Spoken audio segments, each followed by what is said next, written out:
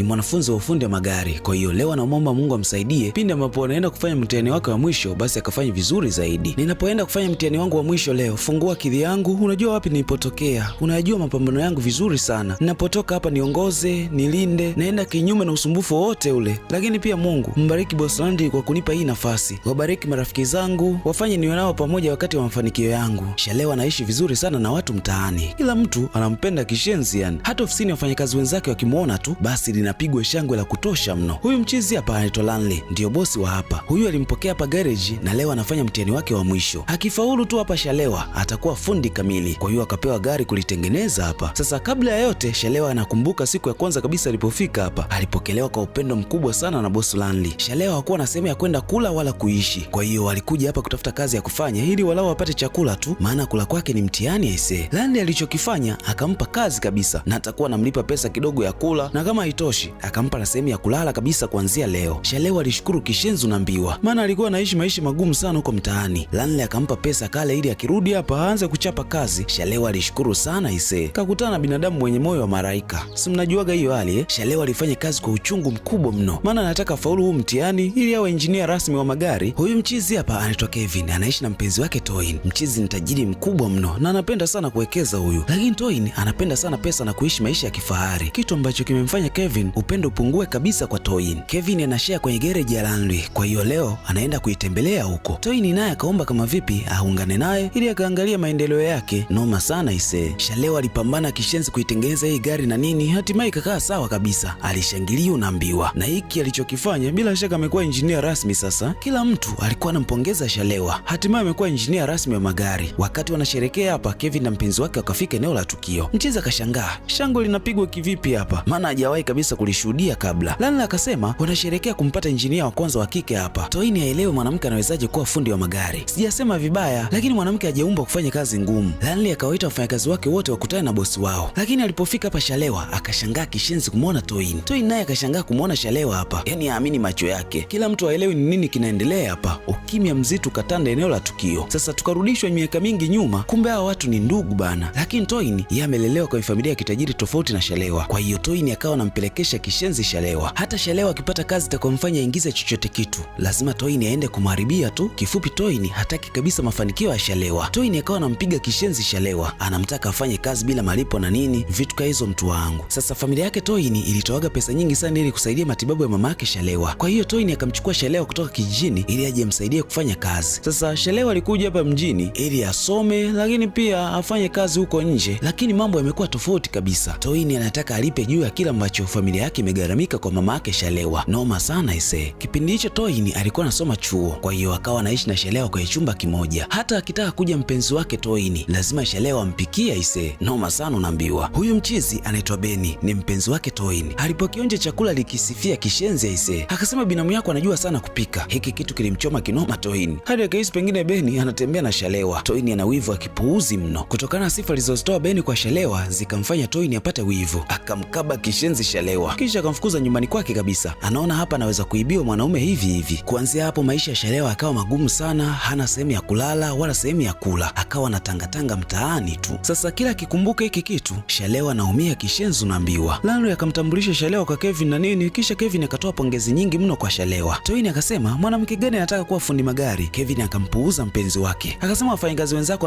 wanavyokusherekea inamaanisha wanafurahia mafanikio yako, hongera sana. Toyin haamini kabisa kama kuna mwanamke anaweza kuwa fundi magari. Shalewa akasema mapambano sio kwa ajili ya wanawake rahisi, ni kwa ajili ya wanawake wagumu, sio kwa ajili ya watoto matajiri. Tuna wanawake wengi sana kwenye hii idara, tuna marubani wanawake, tuna makapteni wa meli wanawake, tuna wanawake ambao wapo mstari wa mbele kwenye vita. Unataka kusema hao watu wote wako pale kwa ajili ya umaskini au ni rahisi kama ambavyo wewe unasema? Pale pale mpige picha akafika, kwa hiyo picha ya kuhitimu ikaanza kupigwa. Toyin hakutaka kabisa kuungana nao. Watu walipiga picha nyingi kishenzi unaambiwa. Lengo ni kusherehekea tu injinia wa kwanza mwanamke hapa. Wakiwa njiani, Kevin ikabidi amuulize Toyin kama anamjua Shalewa na kwa nini alikuwa anaongea naye vile. Toyin akasema anajifanya tu yule, hakuna mwanamke anayetaka kuwa fundi magari. Kevin akauliza unamjua? Toyin akasema hamjui. Kevin akasema alipaswa kunyamaza tu. Toyin akaona kama anaonewa hivi. Kevin akasema sio kila mtu anapitia maisha mazuri kama wewe, kuna wengine wanapitia maisha magumu sana, unapaswa kumheshimu kila mtu. Toyin akaomba msamaha hapa, akasema ilitokea tu, mimi sio mtu wa hivyo, si unanijua eh? Sasa baadaye Toyin akaja tena kwenye hii garage, akamfuata Shalewa, akamwambia anapaswa aondoke kwenye ofisi ya mume wake. Unadhani nitaondoka kwa sababu nitaki. Shalewa, umenisahau eh? Shalewa akasema najua anachoweza kufanya. Hii ni mara ya kwanza naonana na bwana wako. Sijawahi kuonana naye kabla. Toini akasema hamtaki. Nikikukuta hapo na nichefua. Shalewa akasema kama nachefukwa basi asije tena hapa garage. Noma sana ise. Toini akasema mimi na Kevin tunaenda kuoana. Kwa hiyo vitu vyake vyote vitakuwa vyangu pia. Nitakuwa nakuja hapa mara kwa mara jinsi ambavyo mimi nataka. Hauwezi kupambana na mimi. Siondoki hapa. Nitakuwa hapa kwa muda mrefu sana. Kwa hiyo usijidanganye kwamba nitaondoka muda sio mrefu. Shalewa akawa ametembea ise. Sasa Shalewa ana masera zake huku mtaani bado pamoja na Ola. Wanamkubali kishenzi yani. Washikaji nao wakaungana na Shalewa kusherehekea mahafali yake. Akawapa maandazi pale na nini kisha akawa amesepa. Wanamkubali kishenzi unaambiwa. Toini ana mshikaji wake anaitwa Yvonne. Akamwambia kuwa amekutana na Shalewa kwenye ofisi ya Kevin. Kinachomuumiza ni kuwa Shalewa amepiga picha na Kevin. Yvonne akamwambia, "Vipi kama kamwambia ukweli Kevin?" Sasa hapa kuna ukweli gani ambao wanauficha watu wawili?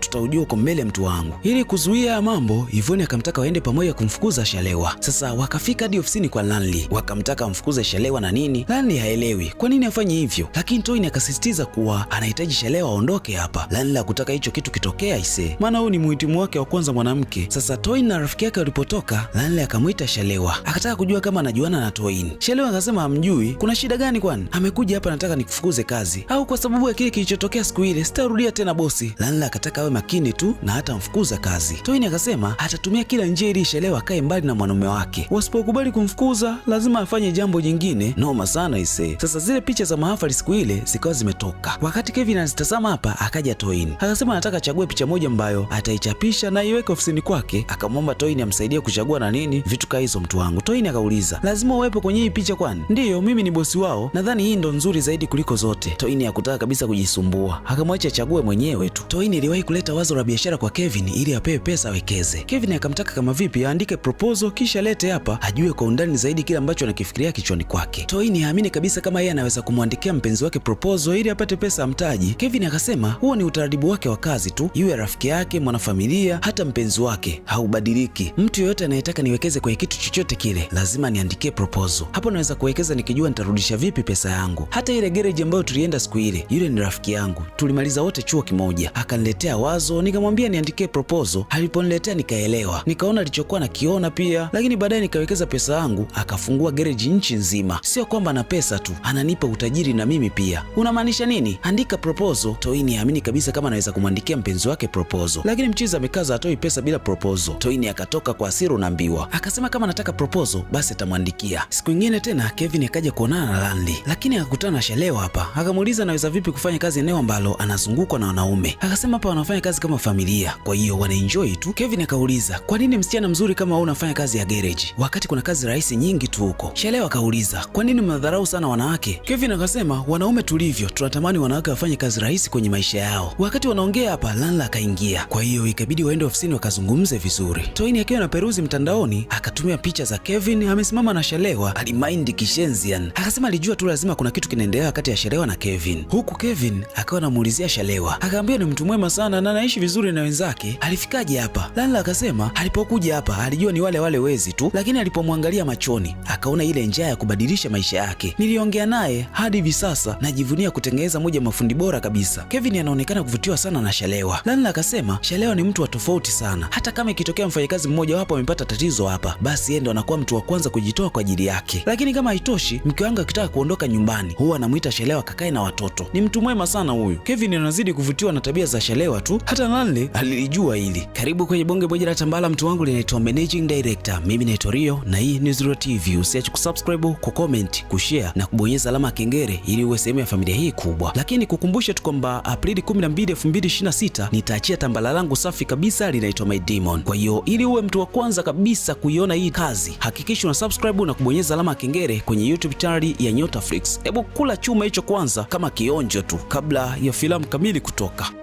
Najua hii vita kubwa peke yako huwezi. Kawaida yetu ni kutoa kafara kila wakati. Leo usiku nimeota ndoto mbaya sana. Ni kukataza kufanya kitu usifanye. Bado hujatuambia mpaka lini utakuwa umejipanga kutoa kafara. Umempoteza mwanamke wako wa kwanza, wa pili, wa tatu, mpaka sasa hivi wa saba. Familia yangu mimi inaendekeza sana imani za kishirikina.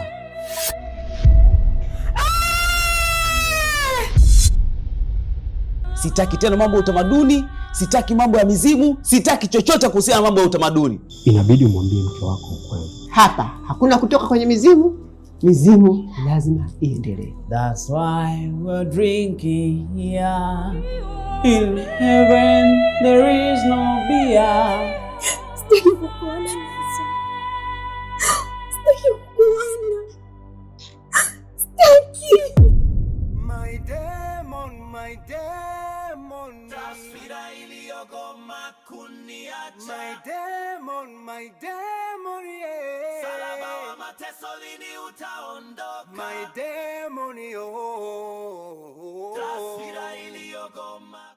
Kelvin wakati anatoka ikabidi amwage Shalewa. Akamwambia anapaswa endelee kuwa na moyo wa kazi hivi hivi, akawa amesepa ise. Pale pale akaja Landry. Akamwambia anaonekana anakupenda sana bosi. Usiseme hivyo, ni mtu mkubwa sana yule. Unatakiwa kuwa makini sana. Msichana aliyekuja naye jana hapa hayupo sawa kiakili. Si unaimwona Kama ana mwanamke, kwa nini ananipenda mimi? Namjua Kevin na nimemwona yule mwanamke mara 2 hapa. Haendani naye kabisa hata kidogo. Kwa hiyo hongera sana. Hongera ya nini? Mr. Kevin huwa amwangalii mtu mara 2, lakini wewe alipokuona mara 1 tu akatamani kukuona tena. Toini alichokifanya akaja kumtafuta Shalewa anapoishi, lakini bahati nzuri alikuwa na mshikaji wake Chuksi. Shalewa alipoivuka gari yake Toini akawasha ndinga ili amgonge Shalewa. Noma sana isi. Bahati nzuri Chuksi akamtoa barabarani, kwa hiyo akamkosa mazee. Toini akasema siku nyingine hata mkosa tena, lazima atampata tu. Chuksi alipoitazama ile gari akagundua ni ya mpenzi wake Mr. Kevin. Licha ya kuwa hajamuona vizuri, lakini akili yake namtuma ni Toini tu yule. Kwa hiyo Chuksi akamsindikiza Shalewa hadi nyumbani kwake. Sasa Toini akaandika proposal kisha akamletea Kevin, lakini mwana alipoisoma kuielewa. Kevin akasema sioni sehemu ambayo inaelezea faida. Hiyo sio muhimu sana mpenzi. Mimi na wewe tunajua masuala ya fashion yanavyotengeneza pesa. Yanatengeneza sana pesa. Hakuna sehemu inayozungumzia nitapata nini kwenye uwekezaji wangu. Toini akashangaa. Unataka nikulipe? Kwa hiyo unataka niwekeze nusu bilioni na nisikuulize pesa yangu itarudi vipi? Hata baba yako tu hawezi kukupa nusu bilioni alafu asikuulize maswali ya namna ambavyo atarudisha pesa yake. Hasa ukiandika proposal ya kurasa 2. Hiyo haipo kitaalam kabisa. Toini akasema hajawahi kuandika proposal kabla hadi pale ambapo alipomwambia andike. Kevin akaikataa proposal ya Toini, maana ameandika bila kufanya research ya aina yoyote ile. Kevin akaja chumbani kwake, kisha akatazama faili la Shalewa, akakuta hajafika sekondari aisee. Kisha akampigia simu Landry kumuuliza kitu hapa. Upande wa pili huku mama yake Shalewa amekuja mjini kumtembelea mwanae. Mama alikuwa na hofu kinoma na mwanae. Akasema jana kulala kabisa usiku. Alikuwa na hofia usalama wa mwanae. Kutokana na kile ambacho alikipata pale barabarani. Kevin akiwa ofisini leo akaja Shalewa, ameleta faili ambalo ameagizwa na Landry. Kevin akamuuliza na mpango gani baada ya kuhitimu. Akasema anaangalia zaidi kazi yake tu. Kevin akasema hawezi akakubali mwanafunzi wake wa kwanza tena wa kike aishie hivyo tu. Kisha akasema hebu fikiria, pesa sio tatizo kwako. Kitu gani unaweza kufanya hapa? Shalewa akasema siku zote wanaume ndo wanapeleka gari kutengenezwa, japo kuna wanawake wanaendesha magari pia. Nadhani maeneo pia yanachangia ili ukifika garage utakutana na viti vya mbao, TV ya kuangalizia mpira, yani kifupi mfumo mzima ni kwa ajili ya wanaume tu. Lakini ukifikiria kiundani kuna wanawake wanaendesha magari na kiuhalisia wanawake wanaendesha magari ya gharama zaidi aise. Kwa nini umesema hivyo? Kwa sababu kuna wanaume wanawanunulia wanawake zao magari. Swali ni kuwa nani anawanunulia magari wanaume? Shalewa akasema wanawake wanapaswa wahudumie magari yao wenyewe. Kevin akasema hata mama yake pia alikuwa hawezi kuondoka nyumbani kama gari yake haipo sawa. Shalewa akaendelea na maelezo. Akasema wanawake wanataka magari yao yavutie sana muda wote, kuwa na AC na design kali ndani, vitu kaa hizo mtu wangu. Shalewa akasema kama pesa sio tatizo kwake, atatengeneza sehemu ya kutengenezea AC, kuwe na wifi yenye kasi, kuwe na chumba cha mikutano kwa watu ambao wataleta magari yao na wana vikao vya mtandaoni muda huo. Lakini pia nitatengeneza sehemu ya kutengenezea kucha, nywele, kupaka makeup pamoja na massage. Lakini pia kama itoshi, nitakuwa na saluni pale pale ili mtu akija kutengeneza gari yake aondoka amepata na huduma zingine. Shalewa akasema lazima pawe na restaurant pia. Mtu akipata njaa anaenda kula tu, lakini kwenye hiyo restaurant hapata ruhusiwa kabisa pombe. Maana mtu anaenda kuendesha gari baada ya hapo, noma sana ise. Shalewa alieleza vizuri kishenzi hadi Kevin akavutiwa mazee. Akasema anataka kuwekeza kwenye hili wazo. Akamtaka kama vipi aandike proposal ya hiki chote ambacho amekisema. Toini akaja kulalamika kwa Ivoni kuwa inawezekana Shalewa ndio amemfanya mchizi asimpe pesa kuanzisha biashara yake. Ivoni akasema hakuna mfanyabiashara anayeweza kukupa pesa kirahisi tu, tena nusu bilioni bila maelezo yote ambavyo atarudisha pesa yake. Hayupo huyo. Sasa Toini amemdanganya Kevin kuwa wazazi wake wameshakufa. Kwa hiyo rais pengine Shalewa atakuwa amemweleza Kevin kuwa wazazi wake hawajafa, ndio maana akamnyima hiyo pesa. Kwa hiyo ikabidi waende kumtafuta Shalewa mtaani kwake. Wakiwa njiani wakakutana na mshikaji wake Shalewa, wakamuulizia Shalewa alipo na nini. Mchizi akauliza fundi magari au? Ndiyo. Mchizi akaonyesha anapoishi. Sasa cha kushangaza ni kuwa Toini akakutana na shangazi yake aisee. Shangazi ambaye ni mama yake Shalewa. Hakutegemea kabisa hiki kitu. Shalewa akauliza, "Umefuata nini hapa?" "Swali gani hilo? Nilisikia shangazi amekuja hapa, kwa hiyo nimekuja kumuona." Shangazi yake akamkaribisha ndani na nini, lakini Toini akagoma. Akasema rafiki yake kuna mahali anawahi, kwa hiyo inabidi wasepe tu, atarudi siku nyingine. Toini ikabidi asepe eneo la tukio. Dili lake limeshindikana rasmi aisee. Kumekucha, Toini akaja kumpa dili Ola. Sasa Ola ni mshikaji wake kabisa Shalewa. Toini akasema, "Ikiwezekana mtekeni Shalewa, mvunje miguu, mvunjeni kabisa. Hivi unajisikia unachoongea wewe? Okay, sawa. Kama 200 haitoshi, nitakuongezea 100, itakuwa 300, sawa?" Pale pale akaja Bado. Ikabidi Ola mshirikishe Bado sasa hapa kwenye hili dili. Hebu msikilize huyu. Amekuja hapa akaanza kuongea ovyo tu. Eti nitafute vijana tumteke Shalewa. Umesemaje? Kama sijaelewa vizuri, utupe pesa, tumpige Shalewa. Mvunjeni hata miguu mkitaka. Nye vunjeni tu. Sikiliza wewe, yule Shalewa ndo mama wa hili eneo. Hata kidogo anachokipata lazima ahakikishe kila mtu anakuwa na furaha. Anawapa watu wote furaha hapa mtaani.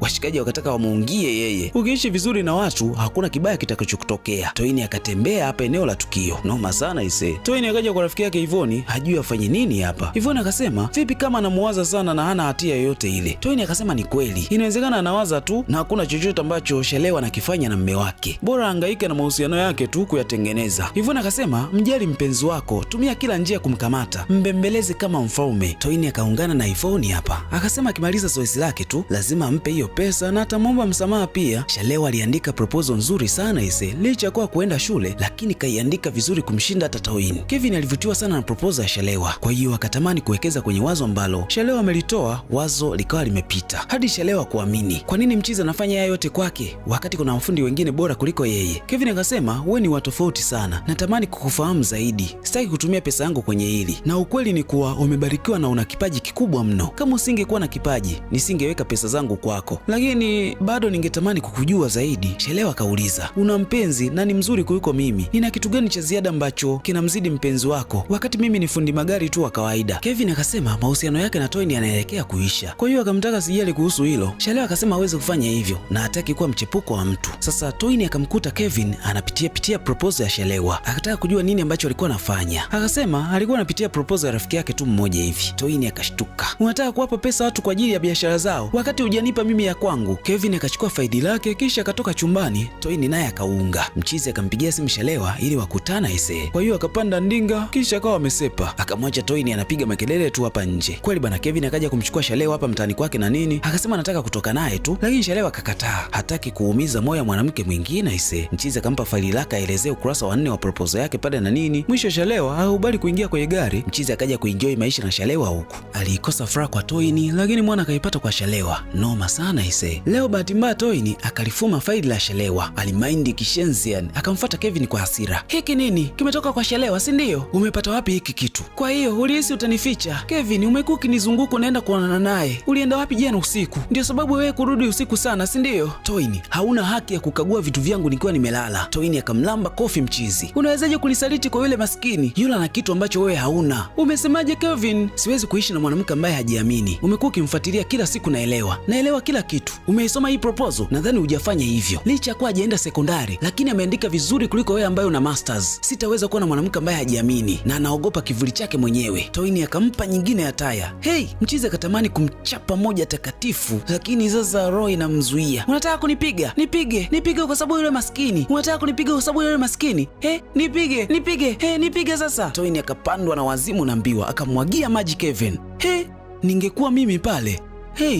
Mwana anajikaza kishenzi yani. Akawa amesepa tu, maana ni kesi nzito hii. Toini alipiga kelele kama mpumbavu hapa. Usiku Kevin akaja gereji kukutana na Shalewa. Akampiga mabusu mengi mno. Kwa pembeni kuna kamera ilikuwa inamulika tu. Yani Mchizi alikuwa mubashara. Alikuwa nani huyo? Ni Sande bana. Anachukua kila kitu pembeni ya uwanja. Yaani wachezaji namna ambavyo wanafanya, yeye alikuwa anachukua kila kitu. Mambo kwa ushahidi aisee. Ivona akasema hakupaswa kumpiga Kevin. Nilikuwa na hasira, ningefanyaje sasa? Angekupiga ingekuwaje labda? Ananisaliti hadi akanilinganisha na mimi na yule maskini mchafu. Pale akatumiwa zile video. Alipozitazama akataka kupasuka aisee. Noma sana hii. Si alikuwa na hisi, sasa ameona live kila kitu. Mambo kwa ushahidi hapa. Akatoka nyumbani kwa hasira na mbiwa. Akaja hadi garage kumtafuta Shalewa. Alikuwa na hasira kishenzi yani. alileta fujo vibaya mno hadi watu ikabidi waingilie katu tu ili swala. Toini bado hajamalizana naye, lakini ikabidi asepe tu. Noma sana Sasa mamake Shalewa ana moyo kama wa mwanaye tu, washikaji wanampenda kinoma. Akiwakuta wauni hapa lazima atembezee chochote kitu alichonacho. Noma sana Toini si akafika na gari yake akamgonga mamake Shalewa kisha akatoka mbio. Bado atafanya nini sasa hapa? Noma sana Shalewa ndo akajua Sande ndo alimtumia zile video Toini. Yote kwa sababu ya vijisenti tu alikuwa analipwa. Noma sana unaambiwa. Pale simu ya Shalewa ikaita. Alipopokea akaambiwa mama yake yuko hospitali. Hey, alipagawa akatoka mbio vibaya mno. Shalewa akamkuta mama yake yuko hoi kitandani, akaambiwa mama yake anaendelea vizuri kwa sasa. Kimetokea nini? Si yule mwanamke Toini amemgonga na gari mama yako akakimbia. Shalewa akapandwa na wazimu. Yaani mama yake amelala kitandani kisa Toini. Ni wakati wa unyonge kuisha kabisa. Licha ya kuwa ni binamu yake, lakini unyonge hautakiwi tena. Akamwacha Chuksi amwangalie mama yake hapa na nini, vitu kaizo mtu wangu. Upande wa pili Kutoini ana wasiwasi kishenzi kwa tukio alilolifanya. Anajua tu lazima ataenda jela. Naye hataki kwenda jela. Pale mlango kagongwa alikuwa ni Shalewa. Sasa Toini hawezi kumfungulia mlango Shalewa, la sivyo majanga mazito atatokea hapa. Toini anaogopa kwenda jela kuliko chochote kile. Noma sana Sasa wakati anafanya hili tukio alikuwa anajua nini? Alikuwa anategemea nini? Shalewa ikabidi asepe tu, akasema lazima akamatwe huyu, yaani lazima ashirikishe polisi. Huku mama fahamu zimerudi sasa, haelewi kwa nini Toini amemgonga Shalewa akamwambia kila kitu ambacho kilitokea baada ya kutoka kijijini. Sasa Toini alimwomba sana mamake Shalewa amchukue Shalewa aje naye kuishi Lagos. Akasema Lagos kuna nafasi nyingi sana za kazi, na kama haitoshi wanaweza kuongozana naye kwenda darasani. Kipindi hicho Toini alikuwa anasoma. Mama akakubali mwanaye aende Lagos na Toini, lakini alipofika Lagos alikumbana na maumivu makali mno, akageuzwa kuwa mfanyakazi wa ndani. Mama haamini kabisa kama Toini ana moyo mbaya namna hiyo. Hivi unajua mara ngapi alijaribu kuniua? Ilibidi nikimbie ili nijiokoe mimi. Hata hivyo hauwezi kumfunga, yule ni binamu yako. Sio binamu yangu yule. Pale Kevin akaingia, ndio akajua kumbe hawa ni ndugu kabisa. Shalewa ndo akaja kumpa ukweli wa mambo livyo Kevin. Akamwambia wazazi wake ni wazima, hawajafa kama ambavyo alimwambia. Ni matajiri lakini sio kivile. Hizi taarifa zilikuwa nzito sana Kevin akasema yeye ndo mwenye makosa. Shalewa akasema siku ile mmekuja garage niligundua kuwa Toini anichukii mimi. Anaogopa nitafanikiwa kuliko yeye. Ndio maana anapambana sana na mimi. Kevin akaomba msamaha kisha akasema atahakikisha napata adhabu anayostahili. Mwisho Kevin akasema uhusiano wake na Toini umeisha zamani sana, lakini alikuwa anatafuta namna nzuri tu ya kuachana naye. Hii ipo sana Mwisho Shalewa akakubali ombi la mchizi na hatimaye penzi jipya likazaliwa hapa mjini mtu wangu. Toini akakamatwa na maafisa wa polisi tayari kabisa kwenda kutumikia anachostahili kwa mujibu wa sheria. Sande naye kutokana na kosa ambalo alifanya pale kazini akawa amefukuzwa lakini Landry akamtakia kila laheri huko aendako. Noma sana Kuna namna Mungu anakupitisha kwenye mahusiano magumu ili uje kupata tulizo la moyo wako. Lazima ulijue hilo. Usije kulaumu kwenye kila mahusiano. Hakikisha unajua tu kuwa hilo uhusiano ambalo upo lina kusudi maalum. Sasa Toini baada ya kutoka akaja kuchukua kila kilicho chake nyumbani kwa Kevin asepe. Shalewa akamwambia kuwa amemwachia kwa sababu mama yake amemwomba, lakini pia ukarimu ambao mzee wake aliuonyesha wakati mama yake anaumwa. Shalewa akamtaka aende akamwone daktari, maana sio kawaida kwa sababu Toini ni mtu mzuri sana, amesoma na kila kitu, lakini roho mbaya inamtafuna vibaya mno. Toini akaomba msamaha kwa Shalewa kisha akaomba msamaha pia kwa Kevin. Akawa ametembea na Mia, hakuna kugeuka nyuma. Basi bana, Toini kampisha mwanamke mwingine wa maana kabisa kwenye nyumba Kevin. Vitu kaizo mtu wangu. Na huo ndo kama mwisho tambala hili mtu wangu linaitwa Managing Director. Mimi naitwa Rio na hii ni Zura TV. Usiache kusubscribe, kucomment, kushare na kubonyeza alama ya kengele ili uwe sehemu ya familia hii kubwa. Lakini nakukumbusha tu kwamba tambala jipya la My Demon litaanza kuruka rasmi kupitia YouTube channel ya Nyotaflix. Kwa hiyo hakikisha unaenda kusubscribe pale na ubonyeze alama ya kengele ili uwe mtu wa kwanza kabisa pindi ambapo tambala hili litaanza kuachiwa.